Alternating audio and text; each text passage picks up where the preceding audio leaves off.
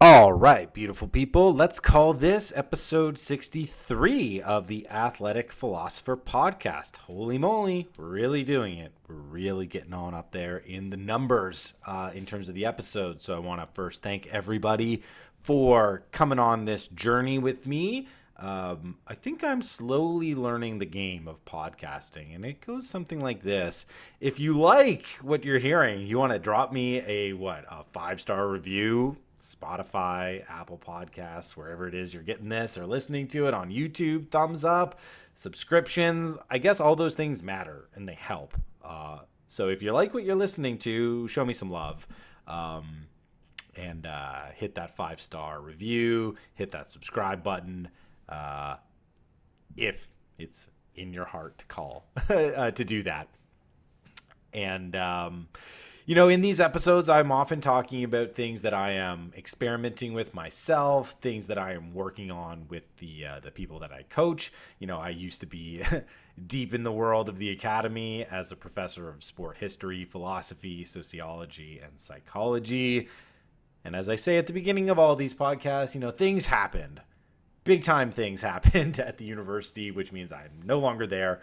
But what I now do is apply a lot of the lessons that I was learning myself and teaching to my students in how we can utilize sports to live our best lives in body, mind, and spirit as a coach. So I do online coaching, one-on-one, group coaching under my own banner, Phi Academy. I am also the tribal professor over at Tribal Training, which is an online endurance training team for those who are a little bit more serious about taking on athletic goals and having an expert coach and trainer program your workouts. Otherwise, I work with a whole bunch of different people in a whole range of different sports on how we can utilize a lot of the things I'm going to talk about in today's episode, today's shorter episode, because I'm up against it a little bit in terms of calls and obligations, and I am flying on out of here at the end of the week, getting away for a little weekend adventure, which will be really cool, and I'm looking forward to that. So this one's going to be a little truncated. But as always, if you're interested in my approach to sports and my approach to utilizing the lessons of sports to improve my life direction, my life aim, the way in which my life has value and meaning, the way in which I'm able to pour out into other areas outside of sports, family, work, service. If you're interested in the creativity and the imagination and the expression and becoming an artist as an athlete, you'll find out how to contact me in the show notes. So shoot me over a message. We can start chatting, and we'll see if this style of fitness is exactly what you need to break out of a funk or to break into a life defined by disciplined freedom. And today, what I want to talk about, it's an extension of what I've been seeing a lot in the new coaching group that I'm running, which is called The Temple. But it's also something that's ever present with the athletes I coach on Tribal Training and also my one-on-ones. And that is like the proper harmony between like the numbers and the feel, right? So we've got like the objective and we've got the subjective elements of the truth that comes through in our training, and how do we sort of like properly harmonize the two, which one comes first, which ones come second.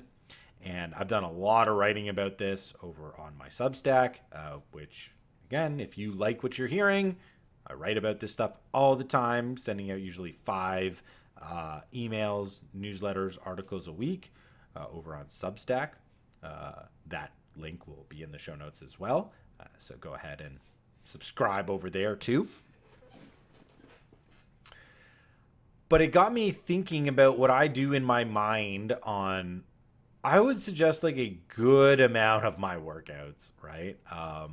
Like when you are following a plan and when you are aiming towards a competition and you are training yourself seriously, there's a lot of value in doing the workout as it's programmed, right? And I'm not somebody who actually has a coach who programs my workouts. I'm a little bit of an artist and an improviser when it comes to my own exercise, but I have standards that I have, just created year after year, month after month, week after week. So I know that I'm at least like hitting some elements of a minimum standard, and that allows me to sort of move in a direction that I feel like I need to build on or I need to work on in any given moment of the year. And the way in which I'm able to utilize, we'll call it the soft influence of the numbers, as opposed to like just the hard rigidity of being beholden to them, is what I want to share with you today. And I call this method, I guess it's enter the game. Like, I've described this so many times to athletes and to people that I coach, but I don't really have a good way of naming it. So I tried to do that in my article this week. So we're just going with enter the game. Maybe it's changed in the future, but we'll go with that now.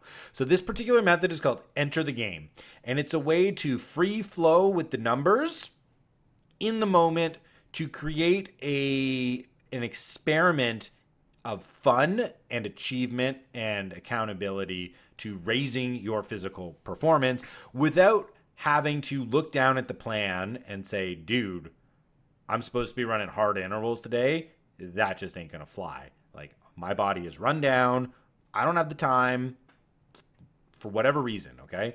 And this can get into a larger debate, maybe for a different episode, about having a structured plan versus not having a structured plan. What are the benefits? What are the drawbacks of both? Maybe I'll do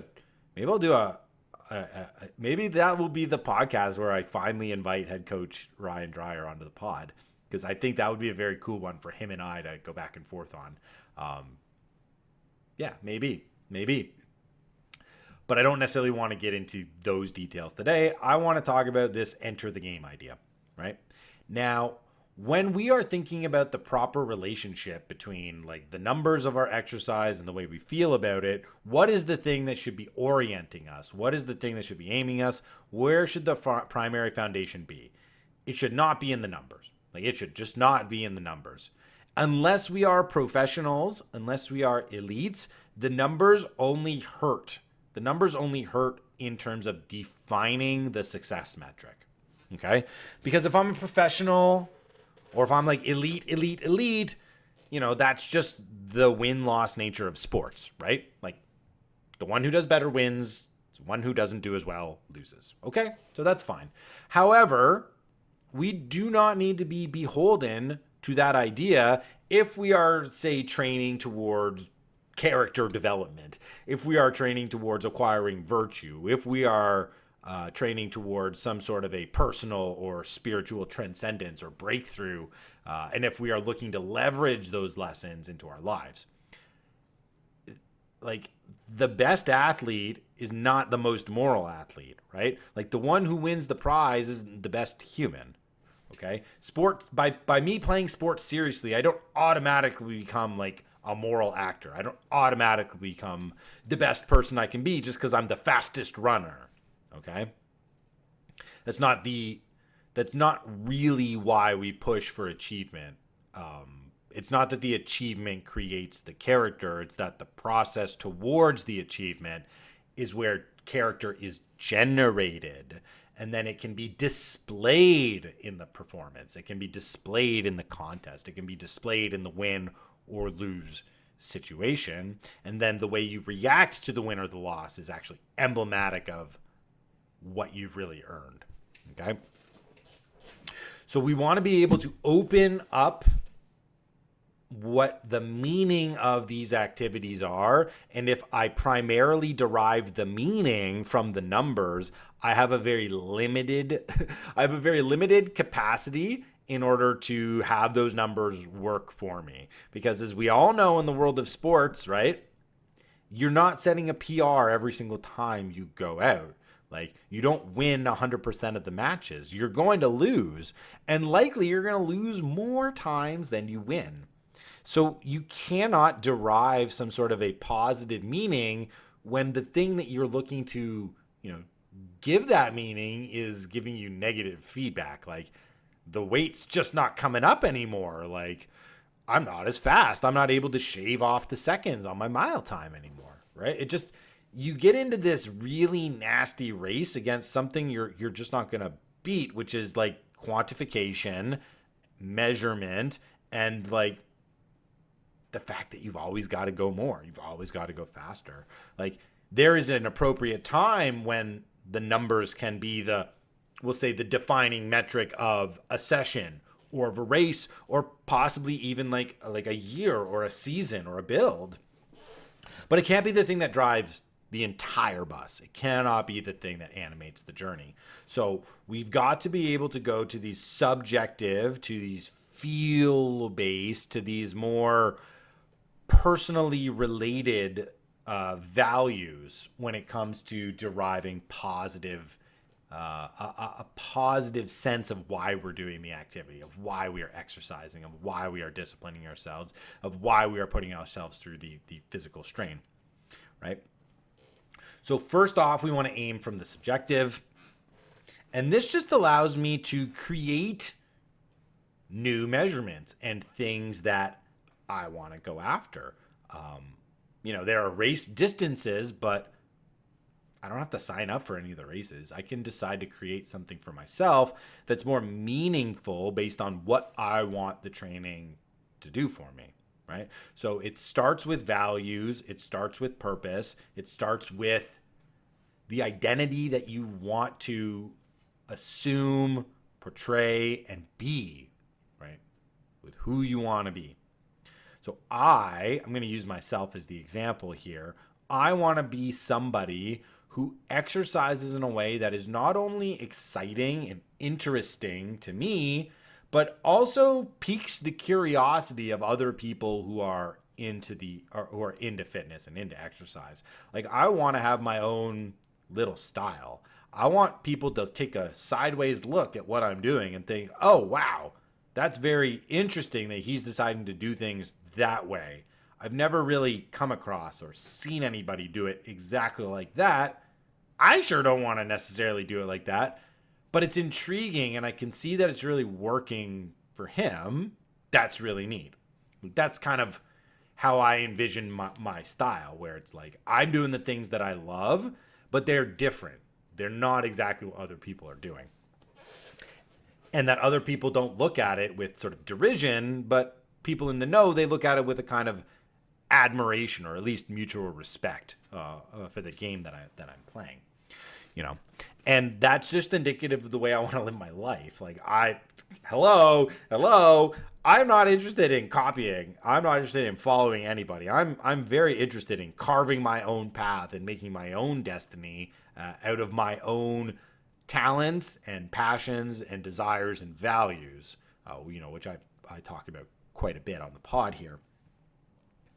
And this method, this enter the game method, has really grown with me ever since I started. Oh my gosh, I'm just dawning. It's all just dawning on me now. So let's go back to the genesis, and then let's see if I can get to the beach run that I did on Saturday morning, because that's what I wanted to talk about. It's the effort I want to talk about. Let's see if we can go through all that and conclude in the next 15 minutes before I go to jump on a coaching call here. As I mentioned, I'm up against it. But we're not settling for zeros. We're just going to put up what we can. And I appreciate everybody listening. Okay, so when I was falling in love with trail running, I didn't have there was no standard distance of this is what trail runners go out and do. These are the benchmarks. These are the things that you need to measure up. This is what a good pace is. This is what, I didn't have any information. I was ignorant of it all. And thank goodness I was ignorant, because it allowed me to create my own game around this. The first time I went trail running out in Kamoka Provincial Park, just outside of London, Ontario, my hometown where I grew up, I was able to run 2 kilometers before having to sit off at the side of the trail and catch my breath. It was done. It just destroyed me, and I was hooked because it was so good. But I was basically just running as fast as I could. I didn't have any calibration on what I should be doing. And I remember the next time I went out, I'm running and I got passed by 2 people on the trail and I knew I couldn't pass them and I just hated it. I hated that feeling and I was just like, man, I don't ever want that to happen again. So I created my own like unique style of trail running right then and there where I gave myself just 3 rules. It was 3 rules. So there wasn't like here's the time you have to beat, here's like the effort, here's the pacing. It was none of that. It was 3 rules to make sure that I could have fun, but that I was always being held to some sort of an athletic standard, of a high bar. So that I wasn't just going out there and spinning my tires. I'd actually be progressing. I'd actually be getting better because I wanted to get better, especially being passed. I was like, I don't want that to happen again. So my 3 rules were this. Sprint out of the gate, number 1. So just fast and furious out of the gate. Like sprint and hold on, right? Like get your heart rate up, go fast, get to a point where you're huffing and puffing, and then just like pull back a little bit because obviously you can't sprint. And at this time I was running about 7.5 kilometers, so just under 5 miles. Just under 5 miles was the track. It was an out and back, right? So you're not going to be able to sprint for that long, but like you can go real hard at the beginning. And this is a very fun way to just immediately get in the battle. Number 2 rule was see a hill, sprint up it. See a hill, sprint up it, right? So sprint hard at the beginning, find a place to hold on, but then every time you go up to a hill, you got to go hard again, which meant I started to learn how to recover at the tops of the hills, right? So I started to pick up techniques on, hey, if you want to keep momentum going at the top of the hill, don't stop, just take about 3 steps in between like breaths and just trust that you'll catch up, which you end up doing. So I got really good at running up hills with this rule. And then rule 3 was last kilometer is the fastest kilometer, which meant I had to effectively manage pace in between the hills and after this initial burst so that I had enough reserves in the tank to make that fastest kilometer the last one, so that I'd be emptying the tank and I would be like spent at the end of the workout. And that was my game, right? That's how I decided to enter the game into intensity and allowing myself to really become open to the truth of the exercise. So I would be accountable, right? And I could look down and say, shoot, I wasn't able to pull off that fastest kilometer at the end. The first one was actually the fastest this time. Or, man, I just can't sprint up these final 2 hills. I kind of have to jog, right? Like you get those internal signals of, man, I've got a goal. I'm either going over it or I'm coming under it, and that means I have to reassess. And notice how these are the numbers are needed, but the numbers aren't really what's doing it. It's this feel based. Process. And that just got me experimenting in my mind of moving in between like different kinds of metric goals year to year. Once I got really good at that 7.5 kilometer out and back, it was like, okay, I want to set PRs. Like not every one is going to be a PR, but like I want to come out and each time I'm trail running, I want to go fast, and one of these runs is going to be the fastest ones, and it's going to be faster than the year before. And I did that in the spring, and I did that in the fall. So I had these 2 PR seasons, and it was just on this track that I was running. And as I moved to different places and was running different trails and getting stronger and faster, I started to move in between distance goals and speed goals. So once I hit my speed goals, I'd think, okay, I just hit that 8 kilometers in a really great fast pace. Can I get up to 11 kilometers? Can I figure out a way to go and have a solid, consistent, well executed 11 kilometer trail run?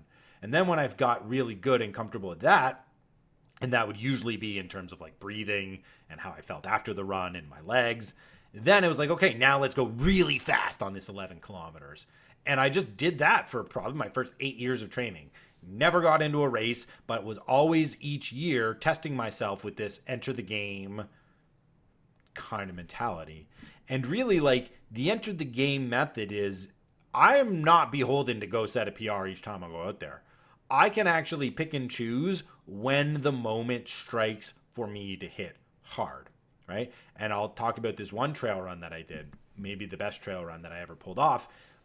It's 14 kilometers up in Mono Cliffs Provincial Park. And I'd been running this 14-kilometer stretch for a good while. So I just know, hey, like an hour and 5 minutes that's sort of my standard, right? Like if I'm a little over that, it means I'm going a bit slow. If I'm under that, it means I'm quick. And I had this spot where I don't check my watch except for like this one spot, which is about 45% of the way through the run. And that kind of lets me determine how the other 55% is going to go. So if I just hit start and I go on feel and I'm running and I look down at the watch at this 45% mark and I'm like, the number at that mark, if I'm remembering correctly, it may not be exactly right, but it's like something like 51 minutes or 52 minutes that's we'll call that standard pacing. It means I'm going quick, but I'm not like trying to go fast, and I'm not really dragging or trying to go slow either. So if I get to that spot and I look at it and it's like 55 minutes, well, I got a number of different options that I can choose. I can decide to enter a game where I try to shave off time, and like that was a slow first half. Let me totally recalibrate and let's see if we can get to a total time marker. I can just decide I like this slow pace. I'm just going to keep going. Or I can decide any combination of the two in terms of, maybe this is a good day to actually push distance because I'm feeling good. I'm going slow. I don't mind going slow. Maybe I'll try to go 16 kilometers. So the enter the game is kind of like holding yourself back in the first part of the workout, seeing where you're at one point with the numbers, and then determining, hey, is this a chance for me to go really hard and to really test myself? Or is this a day where I just need to show up and bank the work and move on to the next one? I really appreciate this type of flexibility in my training because my training is kind of variable. Like it's not always the same times, not always the same routes, not always the same workouts. And I want to test myself and I want to get better, but I don't want to show up on a day where I'm just not feeling it, force myself through hard interval work or like this is a test day, pull a muscle, get demoralized. Like all of the training sessions have to feed into the next training session. They all have to get you excited and put you in a position to show up and hit the next one hard. Okay, so this enter the game method really allows you to pick and choose your spots in training based on feel, but also with respect to the numbers that you're seeing individually in each exercise session. And that is created through a consistency and an experience, right? Like I don't know much about this 14-kilometer run up in Mono Cliffs if I haven't gone on that 14-kilometer run, maybe like a dozen times before. And it's like only after I've done it a dozen times can I start to use this enter the game mentality because I've got a baseline, I've got an experience on what a good effort is, what a bad effort is, because I'm not using somebody else's measurement. I'm not using a standard. I'm allowing my own exercise and my own flow to create the game or to create the parameters of the game first, and then I'm able to like pick and choose to create the specific game, So let me tell you how this plays out just in my day, in my life, right? Like on Saturday, I have to go for a long run. I can't go on, I do a long run, a sunrise long run every morning, every weekend that I'm able to, which is basically every weekend. Both of my kids have activities at 9:00. My son has hockey at 9:00 on Saturday. My daughter has Hebrew school at 9:00 on Sunday, which means my long run, it's got like a hard end time. Like I got to be back home by about 8:30, either to tag my wife and stay home with the other kid, or to take whichever kid to their activity on Saturday or Sunday. So I've got a hard 8:30 gotta be home time. But I got to be running for what, like 90 minutes to 2 hours. So then you start playing around with the time, and it's like, oh shoot, if I need to run for an hour and 40 minutes, I got to start at whatever, 6:00. Okay. I've also been running at the beach, and I've been jumping in the lake afterwards. So you have to factor in time to like cool down, get in the water, dry off, change your clothes, walk back to the car. So really, it's like the run has to be finished, yeah, 7:40. So I have to get up early. I've got to get all my things ready, and through this needing to get to my dad responsibilities, my game is kind of set. It's like whatever you can figure out and fit in before 7:40, that will be your game for the day. And as I was driving out on Saturday, in my mind, like I have some loose numbers. I'm like, okay, I need to push a little bit longer than I have in the past. I got these two nasty blisters on my big toes the last time I went pretty long on the beach, which was a half marathon that I ran in like an hour and 39 minutes or something. The last big game I played on the beach was, can I run a half marathon averaging less than 8-minute mile pace for the whole thing, which I did. And I did this enter the game thing too on that day. But I was like, okay, that was a while ago. I think the blisters are healed up. I want one kind of long, good beach run before I retire beach running and hit off to the trails to prepare for my 50K Trail Ultra and my 50-mile Trail Ultra that are both happening in January. So as I'm driving in the morning, like I'm already calculating what's the start time going to be like as I'm leaving the house. Maybe I got off 5 minutes a little bit later than I wanted to. And I need those 5 minutes, right? Because I either want to go for like 12 miles or a half marathon or an hour and 35 minutes or an hour and 45 minutes. But it's kind of all dependent on these variables at the beginning of the run, because the end of the run is like, you better be done at 7:40 or else you're not going to be able to get into the lake. And even I could decide like, you know what? I'd rather get the extra 1.1 miles from 12 to 13 than to jump in the lake today. Like I could make that game too. But I never sacrifice on jumping on the lake because, I mean, I ain't going to be living next to the Great Lakes forever. And I'm going to be getting in them as often as I can while I live 3 miles away from Lake Michigan. And it was a beautiful 47-degree water that I jumped in. It was so cold, but it felt great after this run. So already before I'm even starting the exercise, like the game is forming in my mind of, okay, I've got a 12-mile game. I've got a 13.1-mile game. I've got an hour and 40-minute game that I can play. Let's just sort of see. And I forgot my headlamp, which meant I was running in the dark on the beach, barefoot, which means you're not going to be going as fast those first couple miles. And I just have an experience and an expectation knowing, okay, if I want to hit 13.1 and it's my average is going to be what, 8:15 a mile. If I'm not pushing really hard, it's somewhere around there on the beach, 8:30, 8:15. Well, that's an hour and somewhere between an hour and 45 and an hour and 50, which means I have to start by 5:55.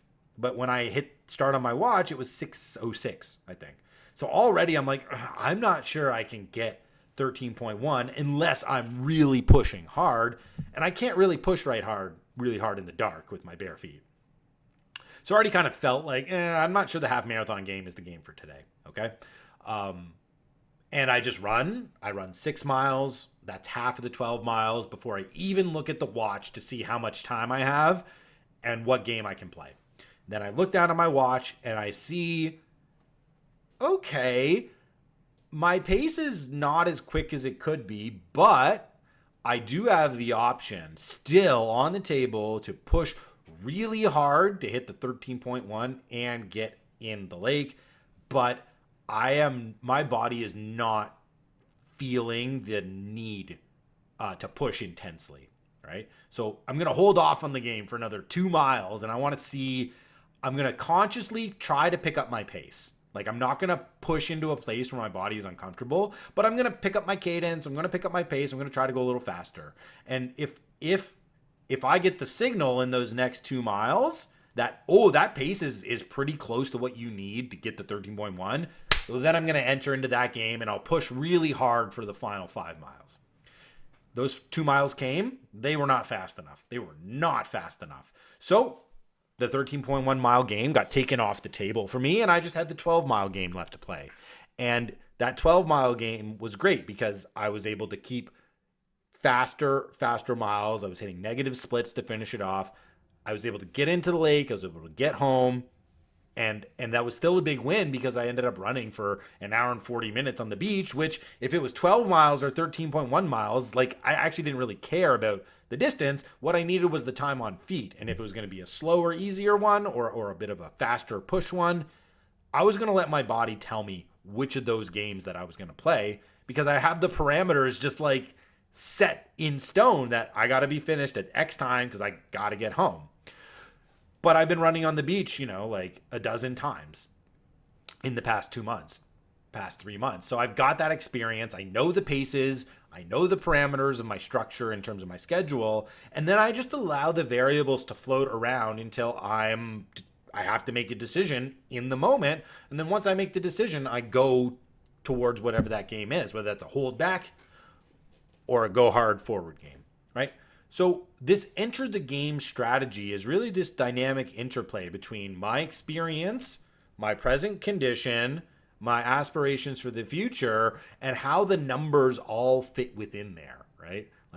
Like it's a dynamic, unique style that I get to manipulate each time I'm out, and I decide like today is a good day to test, right? What is the test? Well, I'm going to allow the body to tell me what it's going to be. Maybe the test is restraining myself and going slower as opposed to pushing hard. Maybe the test is, oh my gosh, you got juice, man. You got to make it happen. Like, you got to make it happen. Like on that 14-kilometer run where I got to that halfway point and I looked down at my watch and it was 50 minutes. And I'm like, I've never been to this point this fast. Let's go. Because I had a speed goal for the 14-kilometer track that I was going for, and I was just like, maybe this is the day I can get it. And I think if I remember correctly, it was something like now I'm switching back to kilometer pace because I was Canuck.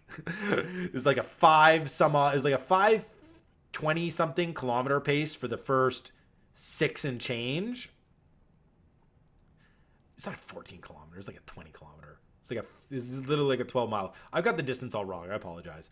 But then I remember smoking the final bit, which is the harder part actually, as well, in like 4:45 minute per kilometer pace. Just because I saw the number and I decided this is the game. This is my day to strike and to hit my goal. And then I was accountable the rest of the 55% of the run running at an absolute crazy threshold speed, which like I still really can't believe I was able to go that hard for that long on that difficult of a terrain. It was incredible, which is why I call it probably the best trail I've ever done, even up to this day. And that's what I wanted to share with you guys today. I wanted to share with you this enter the game method as a way for you to craft out these imaginative, exploratory, creative experiments in fun, but also intensity and challenge when it comes to your exercise and your fitness. So if you are entering the game yourself, I would love for you to just get into my messages and to tell me what you're doing and how you're experimenting with this and what you're doing. If you hear this and you think, oh my gosh, this is exactly what I want in my fitness, but I have no idea what to do, yeah, you need to get in contact with me and we need to create something super duper cool for you, because this is exactly what I do with a lot of my guys, is create this dynamic, unique style where we're not really pressuring ourselves to like always be competing or always be pushing for PRs, but like we got to be striving and achieving. And so we allow the goals to just sort of like emerge out of the experience, and then we play around, and then you get to create the game and enter the game yourself, and craft the game yourself, which is like the ultimate next step in sort of this way of training and this way of living. But I'm just very happy to be able to share that with you guys. And I'm really excited for people out there to hear this and to go and make it their own. Because that's the whole point, is that you get to make it yourself. And you don't just have to copy what other people do. Like, you can really make this an expression of what you want to go after. That's how we're artists, and that's how we do things as athletes. All right. Peace and love. Thank you for listening. Drop the good reviews. Get in contact with me if you're interested in what I have to say and how it can apply to your life. And I will see you in the next one.